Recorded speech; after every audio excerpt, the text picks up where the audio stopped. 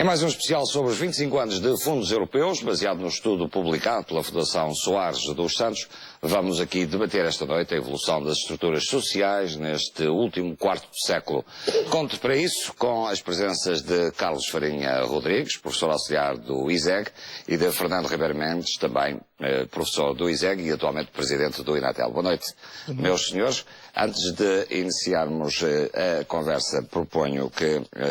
para lançarmos o tema exatamente, acompanhamos um pouco do que foi a evolução do rendimento em Portugal e o correspondente aumento e diminuição da pobreza.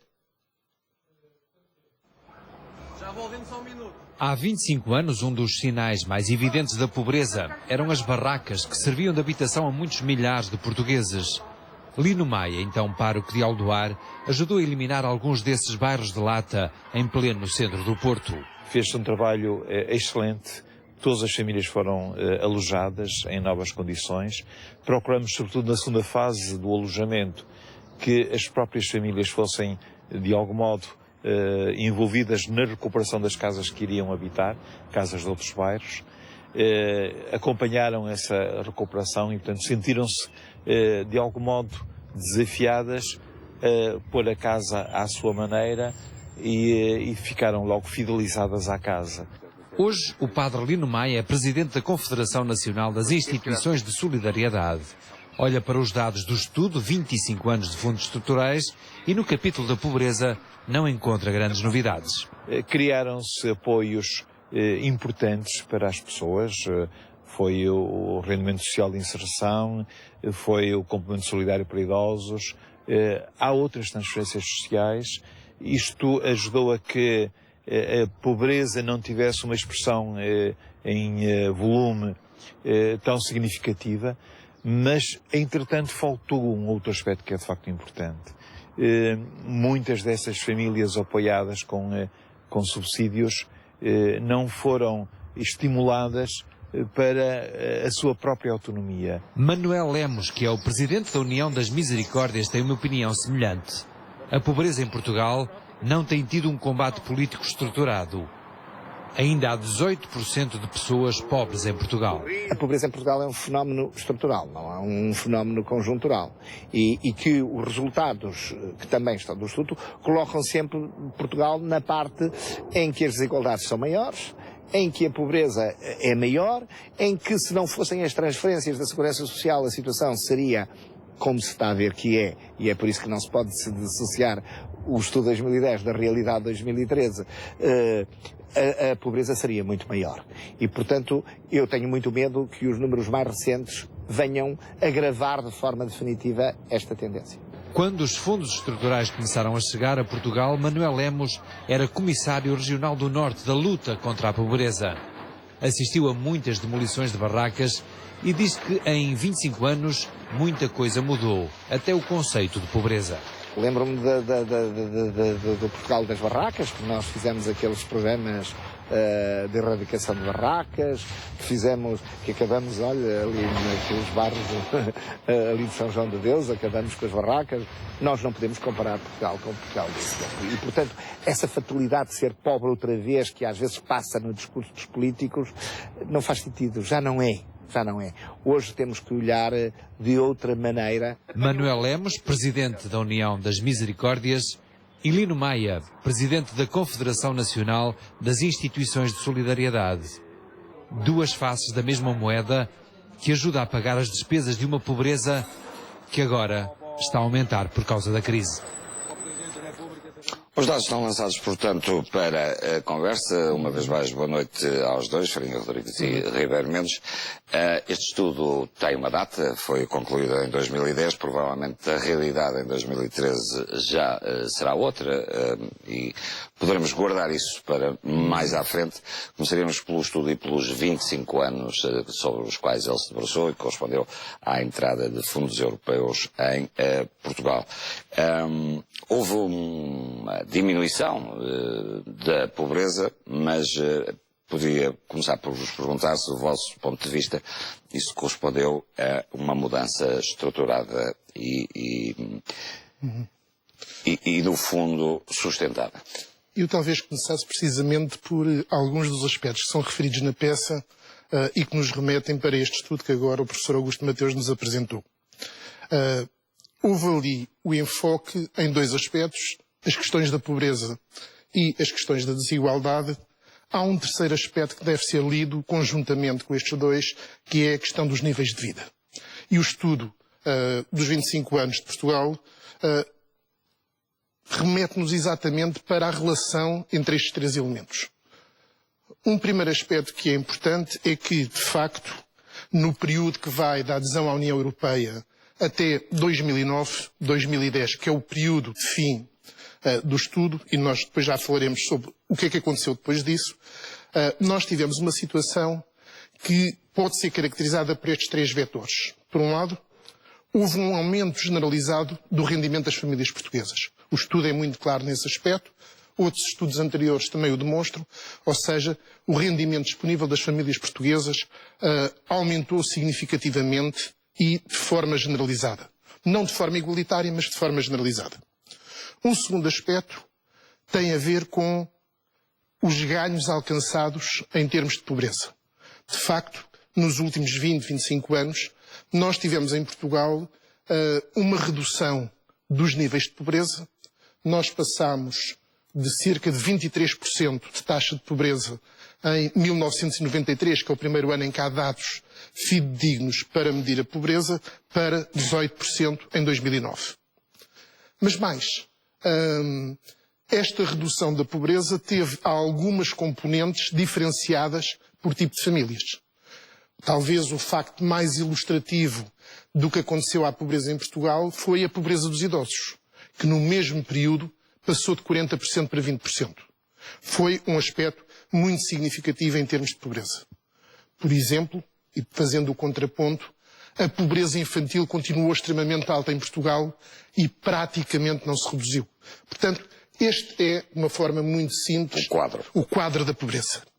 Claro que depois podemos tentar ver o que é que ajudou a esta redução, se foram os fundos estruturais, se foram as políticas sociais, se essas transformações são ou não são duradouras e se a pobreza é ou não um fenómeno estrutural.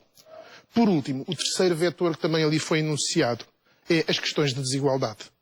Nós tivemos, até 2009, uma ligeira redução da desigualdade, que acompanhou essa evolução dos rendimentos, mas que infelizmente não foi suficiente para que Portugal deixasse de continuar a ser o último ou o penúltimo Estado da União Europeia em termos de maiores níveis de desigualdade.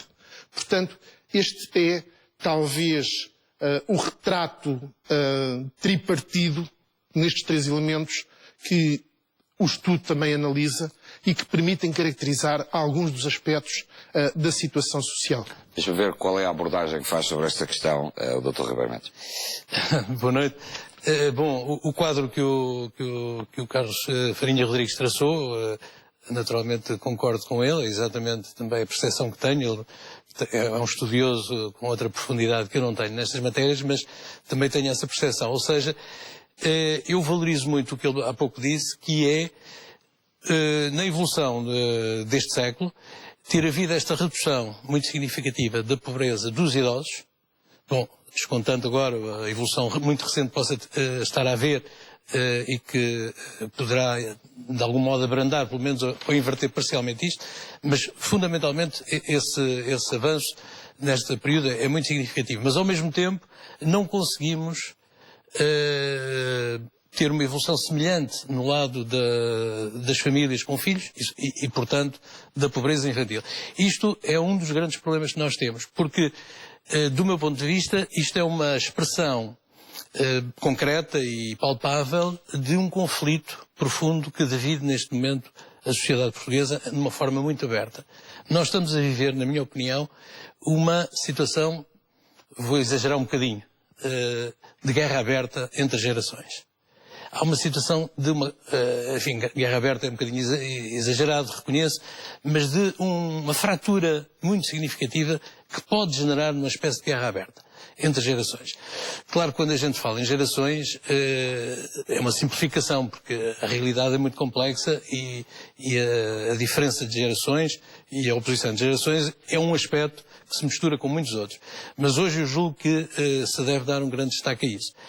Ao longo destes anos, porque houve um envelhecimento muito acentuado da população portuguesa e muito rápido, sobretudo no que diz respeito à quebra da natalidade.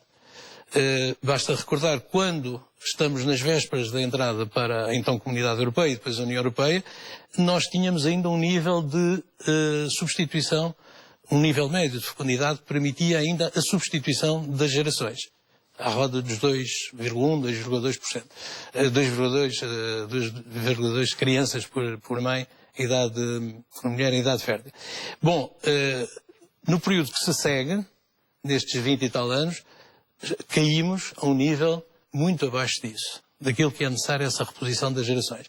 E, portanto, este desequilíbrio entre gerações, num quadro democrático, tem as suas consequências. Ou seja, o voto que predomina e que define as escolhas políticas e que influencia a definição de políticas, que os governos depois põem em prática, é, em larga medida, afetado, influenciado por este desequilíbrio geracional. Um peso muito grande dos mais velhos, que, entretanto, no quadro do Estado Social, passaram muitas vezes em idades relativamente precoces, isto é, antes dos 65 anos, à situação de reformados, com condições razoáveis, digamos assim, nada de comparável com o que se passa noutras zonas da Europa do Norte, mas de qualquer forma com níveis de substituição dos salários interessantes e razoáveis e, portanto, todo esse conjunto de pessoas das gerações mais idosas que beneficiaram largamente do Estado Social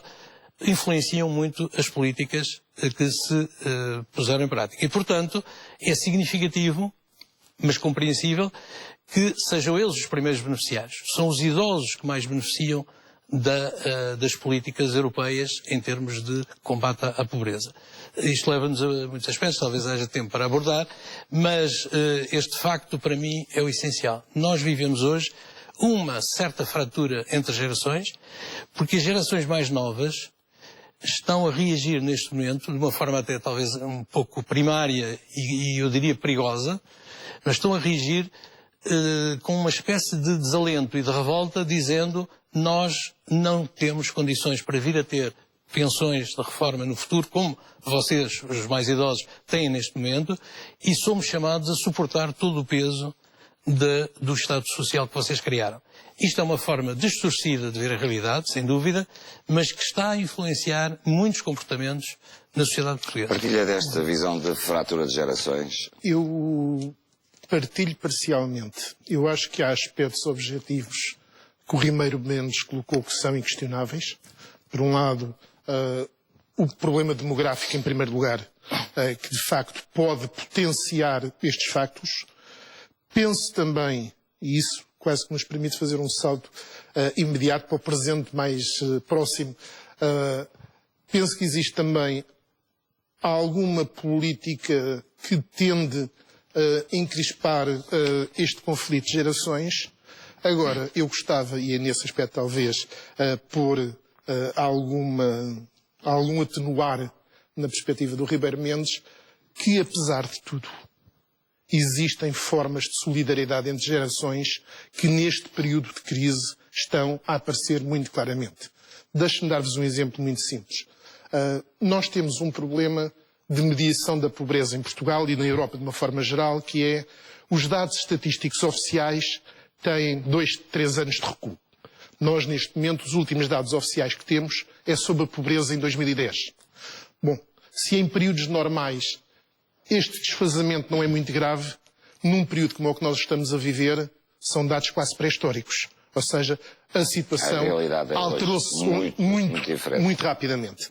Bom, e o que é que acontece? Nós tentamos encontrar indicadores complementares aos indicadores oficiais. Por exemplo, na cidade de Lisboa, há uma iniciativa da Rede Europeia Antipobreza e da Misericórdia de Lisboa para identificar indicadores de alerta sobre a pobreza. E um dos indicadores que é mais surpreendente e mais robusto em termos das indicações que nos dá é o voltar de filhos à casa de pais, porque são as segundas e as terceiras gerações que neste momento confrontadas com a crise, com a impossibilidade de satisfazerem os seus créditos de habitação, estão a voltar para a casa dos pais mais idosos e em grande medida a suportarem a sua existência à custa das reformas. Portanto, é verdade que existe fatores que potenciam esse perigo, é verdade que muitas vezes no discurso político atual parece sugerir que o confronto entre as gerações é um dos caminhos a seguir, mas eu gostaria de salientar que há também muitos factos de solidariedade intergeracional que nestes períodos de crise são muito patentes. E isto leva-nos à questão de que é até que ponto os dados do estudo ainda hoje são válidos, que é um aspecto importante, não só no estudo do Augusto Mateus, mas nos estudos que nós podemos fazer baseados em dados oficiais. Ora, eu estou profundamente convencido que 2009 foi um ponto de inflexão em termos das políticas sociais em Portugal e em termos da realidade social.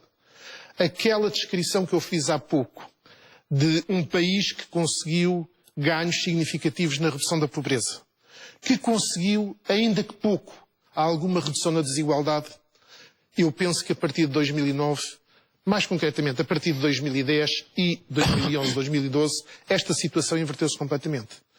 Eu receio que nós hoje estejamos a voltar a um caminho de agravamento das desigualdades e da pobreza. Aliás, os dados publicados o ano passado, este ano pelo INE, referentes a 2010, já dão conta dessa inversão. O que o INE nos diz é, utilizando a metodologia oficial, a pobreza passou de 17,8% em 2009 para 18% em 2010. Ou seja, praticamente é igual. No entanto, há um aspecto que é extremamente importante, que é, pela primeira vez desde que há registro, a linha de pobreza, isto é, a fronteira que separa os pobres de não pobres, diminuiu em Portugal. Porquê? Porque se os rendimentos estão a descer, a própria linha de pobreza cai automaticamente. Se nós neutralizássemos esse efeito, a taxa de pobreza em 2010 já seria na casa dos 19,6%.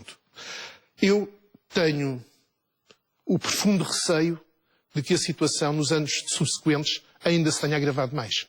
E, portanto, esta situação em que nós identificamos um padrão de descida das desigualdades e da pobreza e que está no estudo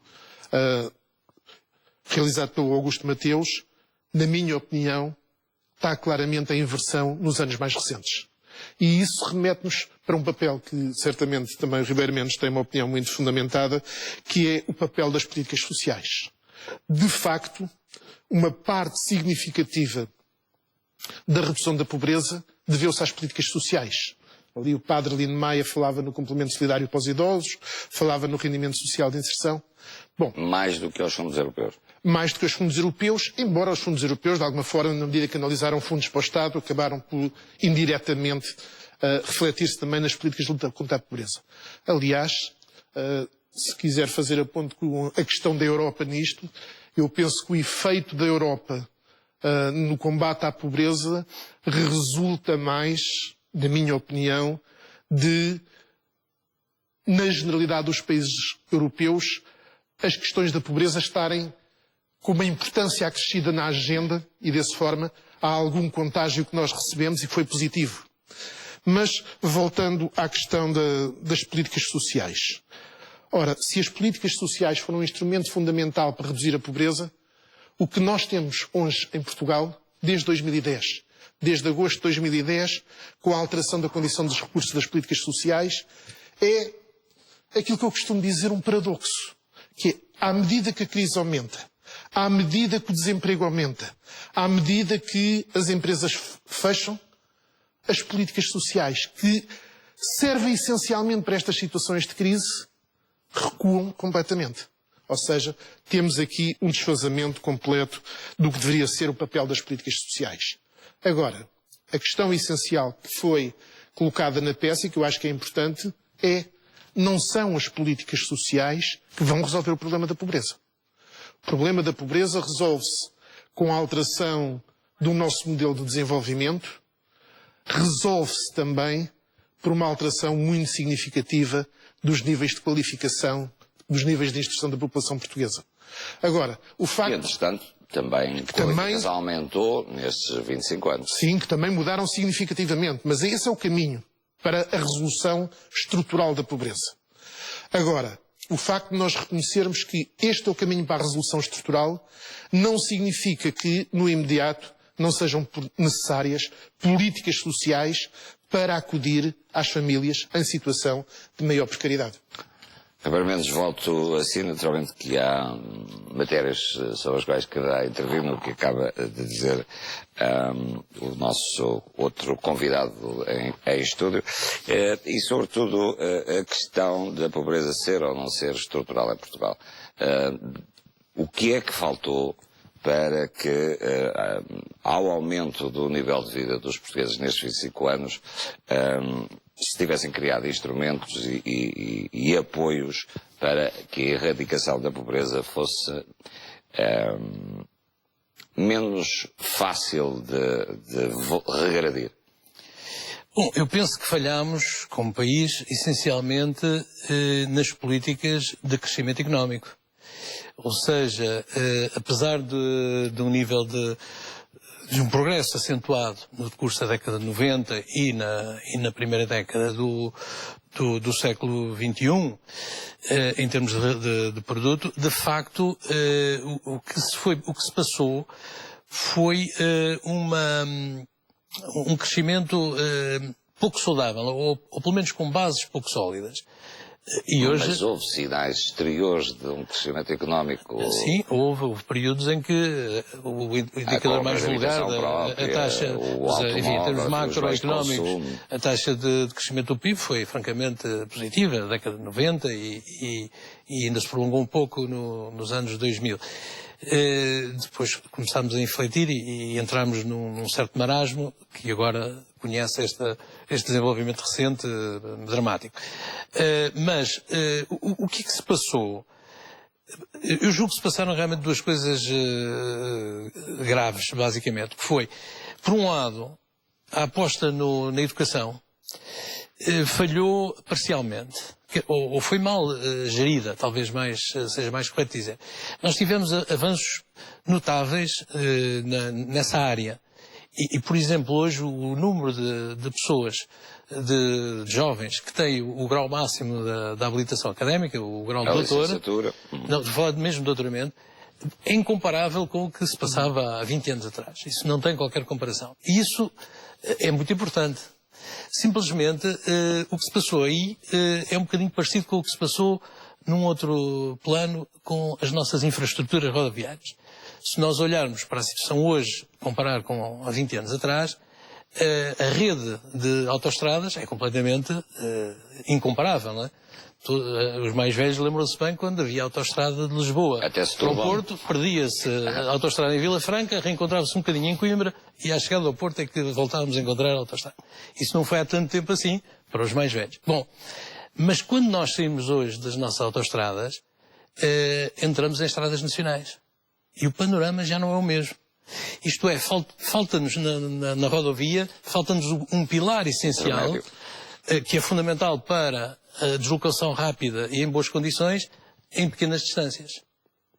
Isto é, vamos de Faro a Viana do Castelo, a Bragança ainda não, mas a Vila Real, com bastante facilidade, e isso em termos de fluxo de mercadorias e de pessoas é muito importante, mas depois sai-se e podemos demorar quase tanto tempo nessa viagem para fazer uma outra viagem de 1/3 de quilometragem. No ensino também se passou um pouco isto. Isto é, nós investimos bem e com bons resultados nos níveis superiores, e hoje temos, de facto, uma mão de obra, digamos assim, para usar essa expressão um pouco desagradável, altamente qualificada em cima, mas falhou-nos a formação intermédia da mão de obra de qualificação média. Os técnicos especializados. Exatamente, que suportam e que são fundamentais para uma estrutura económica. Esse é um dos aspectos que eu julgo que está, de algum modo, relacionado. Nós tivemos, talvez, uma ilusão de que a tecnologia, por si própria, e a tecnologia seria suportada justamente por essas pessoas de alta qualificação em que investimos com muita ajuda dos fundos estruturais, como é sabido, a tecnologia por si própria ia resolver os problemas e arrastava o resto, mas de facto não foi verdade. Nós fizemos boas reconversões tecnológicas em setores tradicionais. Recordo o caso do têxtil, do calçado, que eram setores há 20 anos Artesanais. semi-artesanais, baseados nos baixos salários, que já não conseguiam também competir com a oferta do Paquistão, da China e da Índia nessa altura, e reconvertemos isso bem. Destruíram-se aí muitos postos de trabalho, sem crise social, porque foram absorvidos por outros, e hoje temos aí empresas de topo, não é? Que concorrem ao mais alto nível nos mercados globais, é verdade. Mas isso, apesar de tudo, foi relativamente limitado. E o que cresceu, basicamente, foi uma área, um conjunto de atividades económicas, de serviços, nas cidades, que não têm nem grande qualificação e que, ao primeiro sinal de crise, começam a destruir rapidamente postos de trabalho que eram ocupados ou que são ocupados por pessoas com mais baixas qualificações e com mais dificuldade de reconversão profissional. Agora estamos a viver a crise do setor da construção civil, por exemplo, e obras públicas, isso tudo cai brutalmente e aí é gente muito pouco qualificada, é uma área de indústria, mas enfim também como uma componente de serviço importante, de baixo, enfim, em termos relativos de baixo nível de qualificação, onde se gera muito desemprego. Toda a área de serviços, da restauração, das hotelarias, de serviços, quer a empresas, quer a pessoas, está hoje a recuar muito. E essa foi a zona que absorveu mais essas transferências de pessoas. Ao mesmo tempo, continua a agravar-se o contraste entre o litoral e o interior. Nós temos um interior hoje mais desertificado ainda do que era há 25 anos, e as pessoas que se transferiram para o litoral conheceram uma melhoria de condições de vida em muitas situações e em muitos pontos do país, mas de alguns anos esta parte começam a conhecer uma inversão e temos uma pobreza, que alguns chamam nova pobreza urbana, que é, em alguns aspectos, pior ou mais difícil de resistir por quem a sofre do que a pobreza antiga do meio rural. Porque no meio rural, nos anos 70, 80, 90, ainda, há mais autossubsistência, há também mais entreajuda, mais laços de familiares e de vizinhança. Havia uma economia doméstica diferente também. As cidades, as nossas periferias das grandes cidades, Lisboa, Porto e outras, não é? E a região sul aqui de Setúbal, enfim, da Almada para o sul, são zonas em que se desfizeram muito. No asfalto não se planta nada. Exatamente. E, portanto, são estes desequilíbrios que hoje estamos a pagar o preço. Foram talvez os erros mais importantes. Apostámos bem, com bons resultados, em certos segmentos do ensino, em certos segmentos das comunicações, em certos segmentos da tecnologia, da renovação de algumas indústrias, mas isso acabou por não ter o efeito de arrasto que nos anos 90 nós supunhamos, e eu participei eu próprio em algumas discussões sobre isso, a certos níveis, e havia uma confiança, era preciso criar, por exemplo, tínhamos uma ideia nos anos 90, ou muitos tinham essa ideia, era preciso criar uma mancha urbana quase contínua entre o Porto e Setúbal. Portanto, e essa mancha, e por isso era preciso muitas autoestradas para servir, e as autoestradas estão lá, mas essa mancha urbana não funcionou nos termos que se supunha que iria funcionar, ou seja, não foi desenvolveu-se, mas não como um polo de dinamismo económico, de inovação, de crescimento, que se supunha que iria suceder.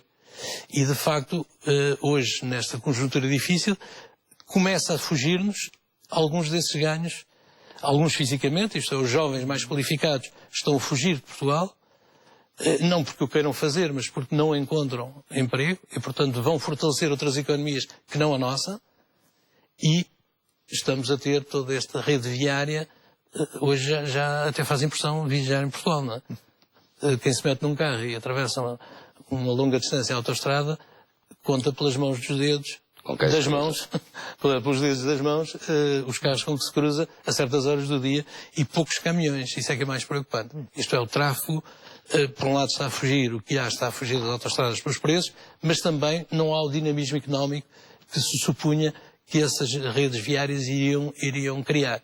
Portanto, eu julgo que estes são talvez os problemas mais graves. As políticas sociais não falharam naquilo que era suposto fazerem. Isto é, atenuaram, enquanto puderam, não é, até a esta crise, atenuaram a pobreza em geral, atenuaram muito a pobreza nos mais velhos.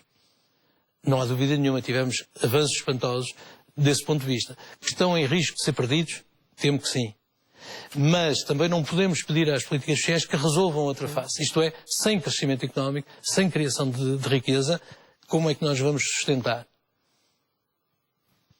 Pela via do endividamento, tentámos durante algum tempo, mas hoje essa está-nos retirada. Portanto, estamos aqui numa situação complicada que está a envenenar o próprio convívio entre gerações, como eu inicialmente disse. É verdade, e não desconheço, todos esses casos que há pouco o Carlos Farinha referia de entreajuda das famílias. As pessoas e as famílias resolvem muitas vezes os problemas que o Estado e o funcionamento abstrato, digamos assim, dos mercados não resolvem. Mas isso não chega. E, portanto, sem dinamismo na economia e sem um Estado bem orientado para combater as situações extremas de pobreza, para dar chances, dar oportunidades, criar oportunidades, sobretudo aos jovens, para que se possam afirmar na sociedade, enriquecer as suas qualificações e projetar-se na vida económica e social, sem isso estamos realmente numa situação muito complicada e não é apenas mais subsídios ou mais pensões ou mais rendimento social de inserção, que tem um papel importantíssimo, ou o complemento solidário para idosos, tem um papel importantíssimo, mas não chegam para dar a volta nesta altura. Voltando um pouco ao tema dos idosos e do bem-estar que puderam desfrutar relativamente durante os primeiros 20 anos destes últimos 25, ou durante uma boa parte desses anos, eu perguntava se a esse aumento de bem-estar não correspondeu também uma perda de poder político, de peso político. As pessoas reformadas deixam de ter voz. Eu não sei se se pode tirar essa ilação. Ou seja, é evidente que nós, enquanto país, enquanto património de participação cívica, estamos ainda muito longe do que deveria ser ideal. Um exemplo muito simples. Os nossos sindicatos dificilmente têm um papel ativo na defesa, por exemplo, dos idosos. Agora, também é verdade, e a atual crise está a demonstrá-lo, que no momento em que passou a existir uma série de políticas que atingem diretamente os recursos e as condições de vida dos idosos, eles têm feito ouvir a sua voz. Portanto, eu aí penso que o ser reformado não é um atestado de minoridade política nesses termos. Acho que, claramente, há aqui situações em que, ao tentar reverter-se estes ganhos em termos de pobreza, e isso está a ser feito pela redução das transferências sociais, mais diretamente pelos rendimentos diretamente dos reformados. Agora, isso pode levar, inclusivamente, a nós questionarmos qual é o fim deste agravamento da pobreza. Eu costumo dizer que o problema dos pobres é, em primeiro lugar, um problema dos pobres. Mas é também um problema da economia. E é um problema da sociedade. A questão da pobreza não é só uma questão económica. Eu acho que uma sociedade que tem o nível de pobreza que nós temos hoje em Portugal é uma sociedade menos rica do ponto de vista democrático. É uma democracia, chamemos-lhe assim, incompleta, porque permite a persistência de fenómenos estruturais de pobreza. E isso leva-me a um outro aspecto que Mas vê no discurso político preocupações com esse assunto? Não vejo, infelizmente. Vejo, antes pelo contrário, alguma insensibilidade em relação a estes assuntos. Por isso eu perguntava se os reformados, digamos, os idosos, não têm perdido peso político. É assim, se por serem pior tratados neste momento pelo atual poder do que eram habitualmente, então sim. Agora, o que eu acho é que há aqui um problema, que é as políticas de austeridade, tal como estão a ser implementadas, para além de todos os problemas económicos que implicam, têm também consequências perigosas em termos da coesão social. E isto é, na minha opinião, dos aspectos mais preocupantes. Nós não temos uma sociedade com raízes muito fundas em termos de coesão social. Eu temo que as atuais políticas, com todas aquelas consequências indiretas que há pouco o Ribeiro Mendes falava, que é o lançar os jovens contra os idosos, o lançar os funcionários públicos contra os outros trabalhadores. Ou seja, há aqui uma política de alguma crispação social que obviamente é potenciada pelas situações de pobreza e em particular pelas situações de pobreza extrema, que eu acho que constituem um risco para a própria coesão social. Nós falamos muitas vezes em pobreza do ponto de vista económico. Eu sou economista, eu analiso a questão da pobreza muito num ponto de vista económico. Mas a questão da pobreza é também uma questão de violação dos direitos. É uma questão de cidadania. E, portanto, nós devemos olhar para estas questões, não exclusivamente no seu âmbito económico, mas no que isso significa em termos da diminuição da qualidade da nossa vida democrática em sociedade. Ribeiro Mendes, voltamos, ou talvez possamos avançar para a atualidade, para dados que já estão fora deste relatório. Do seu ponto de vista, isto corre o risco de ser um documento que já não faz sentido hoje? Este estudo? Sim, as conclusões de estudo têm 3 anos e de facto a realidade já é outra. De modo nenhum. E até eu frisaria isto, apesar dos últimos anos poderem estar a alterar em aspectos muito importantes a situação, também não devemos olhar para a sociedade e para a economia de um país como o nosso, e como qualquer outro, só na base do que sucede imediatamente. Para si isto não é história? Não, não é história. São linhas de tendência que tiveram inflexões ao longo do tempo, mas que marcaram e que nos permitem também projetar um pouco o futuro. Claro que estamos a viver esta situação muito particular em que, para ser totalmente claro sobre esta matéria e não andar com rodeios, perdemos a independência. Nós estamos, ou está suspensa, não a perdemos definitivamente. Estamos numa situação em que há uma imposição de tal forma forte dos nossos credores que realmente não podemos raciocinar como um país totalmente soberano que está a discutir, melhor ou pior, o seu futuro e de uma forma livre e democrática. Embora continuemos com uma democracia bem sólida, na minha opinião, com as qualidades e os defeitos que estes regimes têm, mas de facto estamos num período de suspensão de muita da margem de manobra que um país normalmente terá. Ao mesmo tempo, mistura-se isto com o processo de transferência de soberania que todos os Estados-membros da União têm vindo a fazer e que, evidentemente, em países periféricos, nesta situação de assistidos, ainda é maior. Portanto, isso é verdade, queria aqui uma sessão particular, mas não podemos olhar para ela como sendo, em definitivo, o quadro em que o país se vai projetar no futuro. Penso que não será assim. Penso que estamos a um ano vamos falar, Ribeiro Mendes, da necessidade do corte dos tais 4.700 milhões de euros. Ouvimos falar de cortes de pensões, de cortes de subsídios, enfim, sim, é do que ouvimos falar. Há uma insensibilidade social que decorre do facto de quem está, no fundo, a dar essas orientações são técnicos que não respondem perante eleitorados e que não têm qualquer sensibilidade particular, não é? É um país estrangeiro, provavelmente são atingidos também por aquele preconceito que se espalhou na Europa em relação aos países da periferia e, portanto, também a nós, de que somos mandriões, se pudermos vivemos à sombra da bananeira, tudo isso pode marcar um pouco essa atitude, mas, sobretudo, representam, de alguma maneira, os credores. E os credores são insensíveis aos aspectos humanos. A única coisa que reconhecem é se a terapia é muito forte e o resultado pode ser a morte do paciente, aí recuam, porque se morrer o paciente deixam também de recuperar os seus créditos. Portanto, é o único realismo que eles terão, a única sensibilidade que acabarão por ter. Portanto, essa situação é um pouco particular.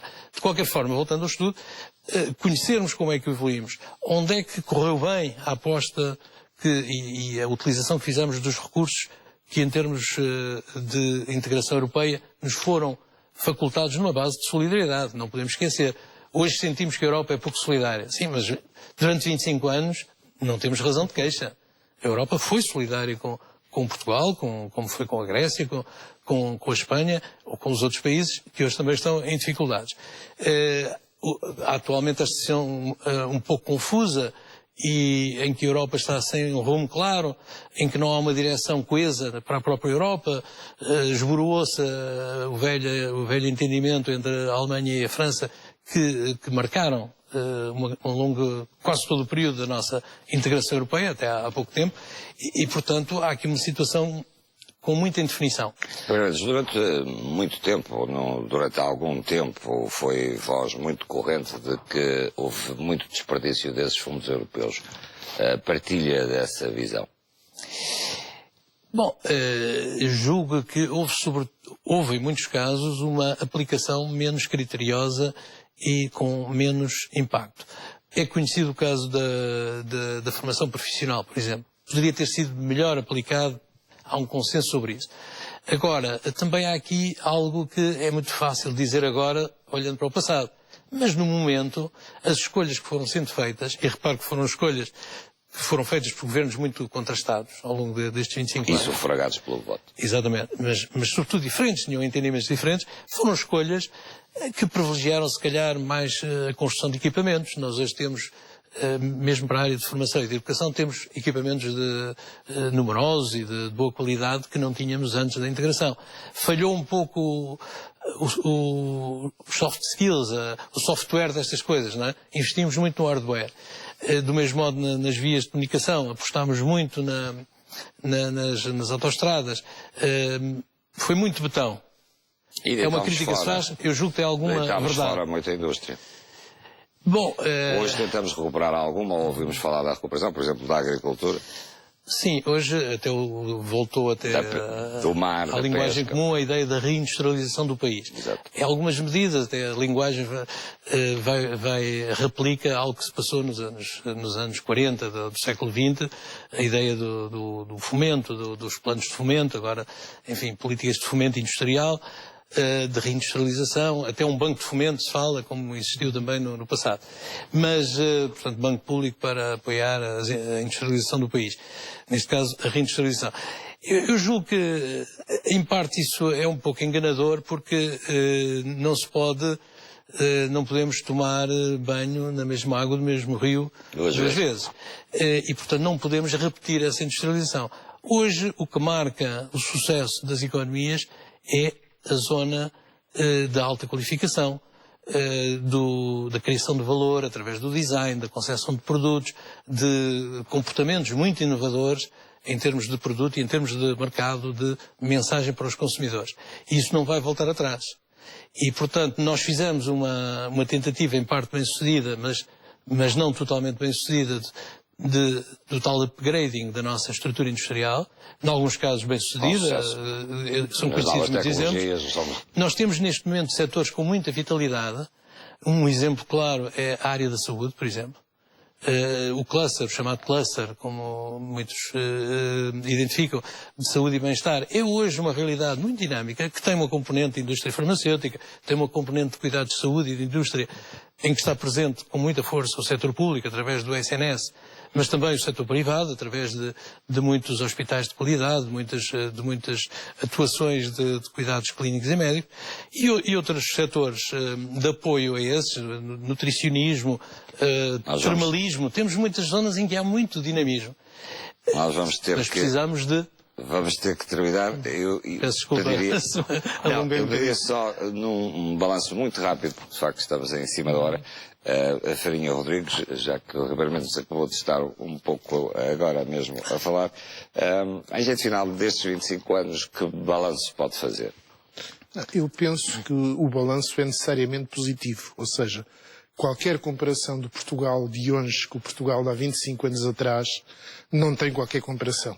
E, portanto, por muito crítico que nós possamos ser em relação a alguns aspectos da realidade, e em particular da realidade mais próxima, eu penso que o balanço é claramente positivo.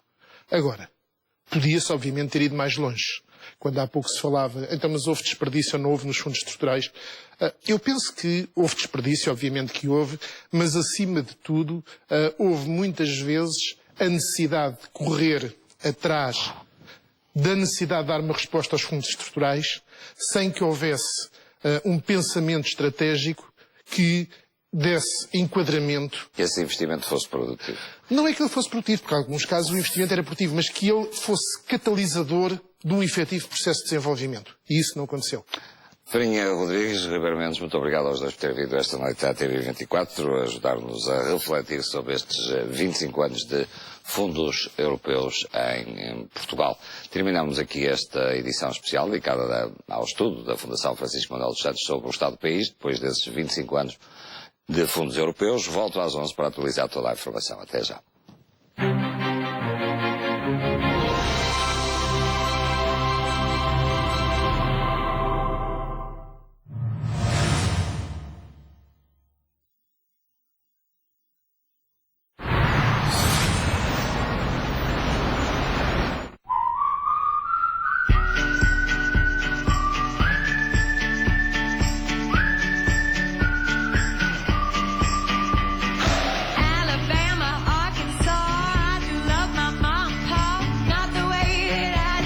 Veja a cidade de outra forma.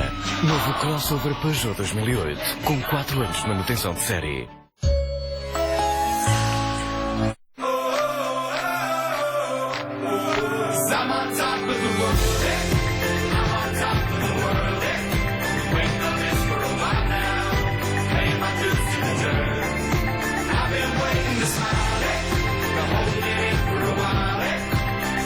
Tarifário perfeito para cada um de nós. Vodafone Extreme, com chamadas e mensagens grátis por apenas 7,99€ por mês, é a tua cara. Liga 16911 e descobre o melhor para ti. Vodafone.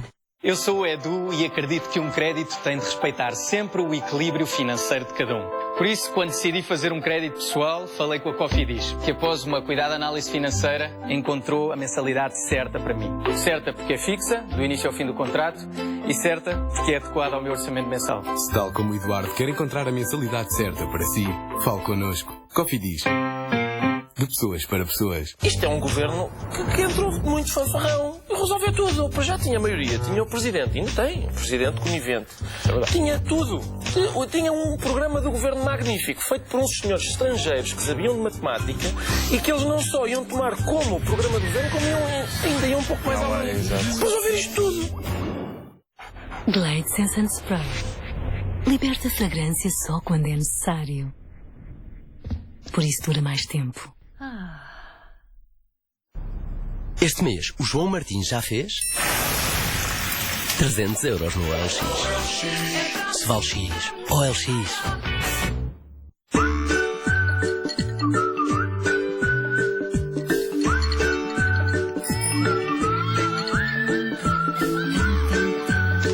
Grosseiro Albergaria. Multiplica a frescura.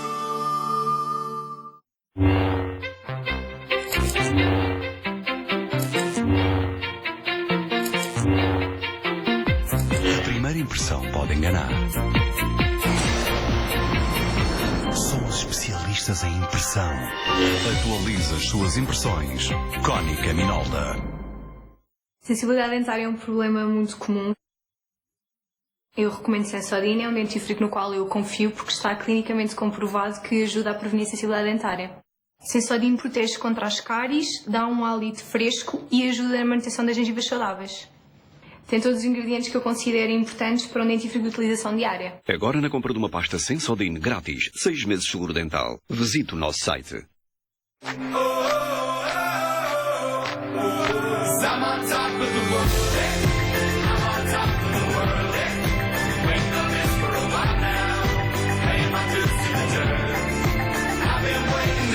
Chegar a casa é uma coisa boa. Televisão com mais de 100 canais e gravações automáticas, internet e telefone ilimitado. Tudo por apenas 24,90€ por mês é ainda melhor. Vodafone. Novo Robomopa da Vileda. Aproveita a vida enquanto o Virrobi limpa por si. Tão fácil de usar. Virrobi. Da Vileda. Enfrenta o poder do aço. Utiliza o teu instinto de combate. Utiliza táticas. Não te deixes surpreender. Sente a adrenalina. Eu tenho equipas com 55 milhões de jogadores no mundo. World of Tanks. Joga grátis em tank.pt. Glade Sense and Spray. Liberta a fragrância só quando é necessário. Por isso dura mais tempo.